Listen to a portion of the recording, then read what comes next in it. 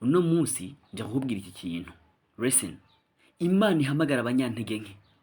Ababona ko badashoboye ikabaha ibikorwa. Yarangiza ikababwira iti nimugende nzobana namwe. Kandi ikahaba. Ikabaherekeza.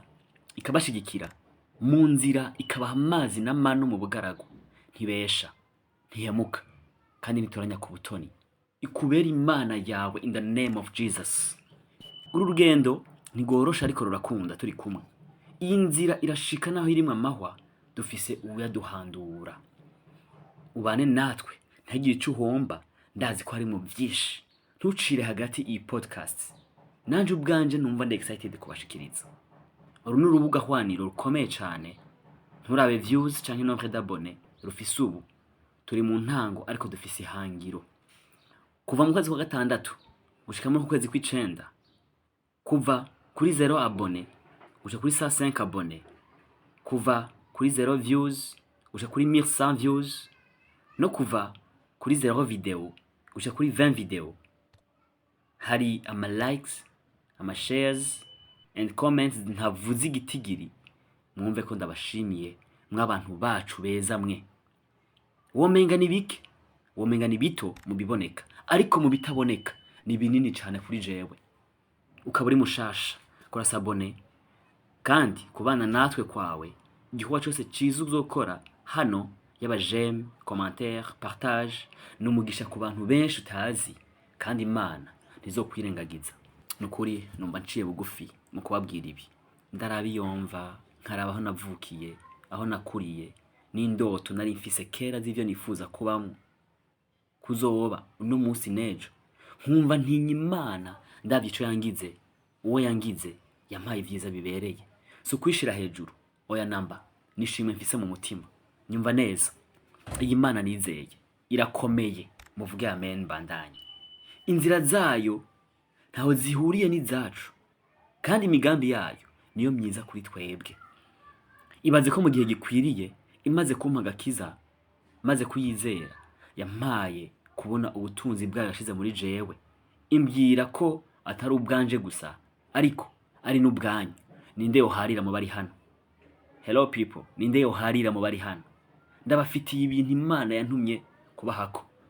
Hahiriwe abavyakira, hahiriwe abazobigenderamo, uko bazojya kuvyo bizama, kandi trust me, ni vyiza cane. I hope to see fruits mu bikorwa vyanyu.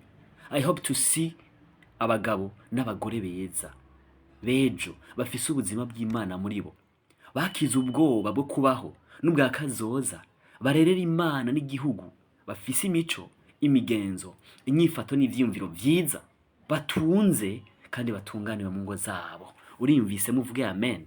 Ndifuza kubona n'urwaruka rwarengeye kwisuzugura no kumva ko ataco rumaze, kandi rufise ubwenge, rufise ubumenyi n'inguvu, bakava mu bitabahesha icubahiro bibatesha umwanya wabo, bakubaka ibikorwa bibatungisha, bagatera iteka igihugu n'imiryango yabo. Ego birashoboka. Ndabona ini generation iri beni kandi yubaha Imana, bahagurutse kubaka ibintu binini mu gihugu ndetse mu isi yose, umwe wese ahaherereye, kandi biteguriye gushingira intaho kuri n'ibikorwa vyiza vy'Imana muri bo. Listen. Urinde. Ufise iki?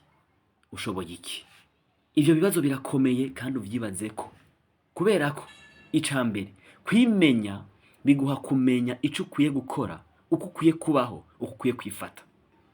Ica kabiri, kumenya ico ufise biguha kumenya ko ukwiye kukigwiza. Namba hari ingabire wahawe, ubumenyi kanaka ufise, ntukwiye kubibika gutyo bivyaza umusaruro bikuzanira inyungu. Inkuru yo muri Bibiliya y'itarantu murayizi, right? Abasoma mutubwire. Hajya vyagenze gute? Vyagenze gute? Reka ndahasome ntacu. Mutega amatwi. Matayo 25 kuva kuri 14. Haravuga ngo bizoba nk'ivyo umuntu agira agende mu mahanga, ahamagara abantu biwe, abasigarana ivyo atunze. Umwe amuha itaranto 5, uwundi 2, uwundi 1, uko umuntu wese ashobora aja mu mahanga. Uwo mwanya uwahawe itaranto 5 aragenda arazicuruza, yungukamo izindi 5. Amen. N'uwa 2 abigenza atyo, yungukamo izindi 2. ariko uwahawe imwe arigira yimba mu kuzimu ahisha amahera ya shebuja. Hashize igihe kirekire shebuja w'abo bantu aragaruka asuzuma ivyo yabasigaranye. Wari yahawe itaranto zitanu araza azana itaranto zitanu zindi. Ati mugenzi, wari wasigaranye itaranto zitanu, ehe nungutsemwo izindi taranto zitanu. Shebuja aramubwira ati wumviriza, wagize neza muntu wanje mwiza wo kwizigirwa, wizigiwe kuri bike nzoguha kugaba vyinshi, injira mu munezero wa shobuja. Haza uwari yahawe itaranto zibiri. Ati mugenzi, wari wasigaranye itaranto zibiri, ehe nungutsemo izindi taranto zibiri. Shebuja aramubwira ati wagize neza muntu wanje mwiza wo kwizigirwa, wizigiwe kuri bike nzoguha kugaba vyinshi, injira mu munezero wa shobuja. Nyumva neza, ngiki ico ndababwira uno munsi. Itaranto wahawe yabwirizwa kuba yunguka. Iyo ngabire ufise, ubwo bumenyi ufise, vyategerezwa kuba vyunguka. Uwa zitanu azane izindi zitanu, uwa zibiri azane izindi zibiri. Nk'aba bantu ijambo ry'Imana gise abantu beza, buyu muntu yabasigiye amataranto. Imana ikwishimire kandi ikwinjize mu munezero wayo. Haleluya. Umurongo wa 24 haravuga ngo tubandanije, kandi haza uwahawe itaranto imwe. Ati mugenzi, nari nkuzi kuri umuntu w'ingare wimbura ivyo utarimye, ukumakuma ivyo utasanzaje. Ndatinya ndagenda mpisha itaranto yawe mu kuzimu, ehe ngibi vyawe. Shebuja aramwishura ati wa muntu wanje mubi wakinebwe we, waruzi ko nimbura ivyo ntarimye, nkumakuma ivyo ntasanzaje?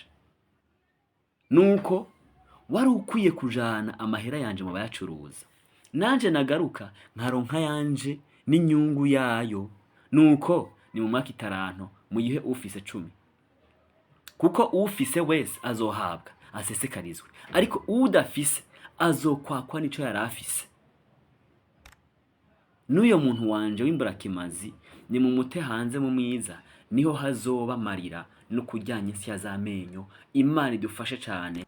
Ntube mu bitwa imburakimazi. Namba abana babikwise, vyiyambure, birashoboka. Uti gute? Hari inyisho. Kubw'imvo z'umwanya, ukeneye ko tuvugana inbox kugira dufashanye, hariho contact na email muri description, yo nyandikira tugafata na program. Tubandanye. Ukaburi mushasha, ntugende udakoze sabone kuri chaîne, ndakwinginze dukomeze kubana ntuhombe na kimwe. Ica gatatu, kumenya ico ushoboye vyari bikwiye kugutera intege zo gikoresha mu bifasha abandi. Va mu nkuru ndagusamazwa n'ubwoba bw'ubukene n'ubushomeri, kuko niwe mwansi ufise kandi ivyo si ivyawe. Namba warahajabutse, shimira Imana uvuga uti warakoze Mana, kuko benshi baraho kandi nibo nshaka kubwira. Hari n'izindi podcast nakoze zobafasha, muzumvirize munsi mu mavideo maze gukora. Hanyuma ndakubwira iki kintu, nturi ntaco maze, nturi ntaco mfise. Who told you that? Tivo mieux que ça, brothers and sisters. Yesaya 60 umurongo wa 1 ushaka 3 aravuga ngo haguruka ukayangane. Wewe nyene haguruka ukayangane, kuko umuco wawe ushitse kandi ubwiza bw'uhoraho bukaba bukurasiye. Kuko raba, umwiza uzotwikiriza, umwiza w'umuzitanya uzotwikira amahanga, ariko uhoraho azokurasira kandi ubwiza bwiwe buzokubonekako. Amahanga azoza ku muco wawe, n'abami bazoza kukayangana kwawe. Iri ni ijambo ry'Imana kubwawe. Haguruka ukayangane, ntutinye. Numva bibaye vyinshi, tubanza tugeze hano, tuzosubire vuba. Abagize ico bakuyemwo muri commentaire mumbwire, kandi namba hari n'impanuro nayo irahawe ikaze. Ndakunda kwigishwa no guhanurwa. Duhure next time my people. God bless you.